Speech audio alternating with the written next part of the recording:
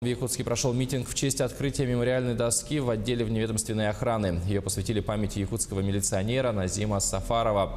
Он героически погиб во время несения службы. В 1999 году в городе орудовала вооруженная обрезами банда, которая совершила целый ряд разбойных нападений, в результате которых погибло несколько человек.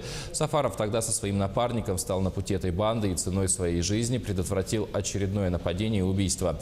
Сегодня на церемонии присутствовали руководство Росгвардии, ветераны службы и представители общественности. Открытие этой мемориальной доски – знаменательное событие для сотрудников управления вневедомственной охраны по республике Саха-Якутия. Я считаю, что оно будет играть огромную роль в воспитании молодого поколения. Соответственно, Сафаров своим поступком показал, что он действительно был настоящим сотрудником, не испугался, не побоялся. И, соответственно, свой служебный и профессиональный долг он выполнил до конца.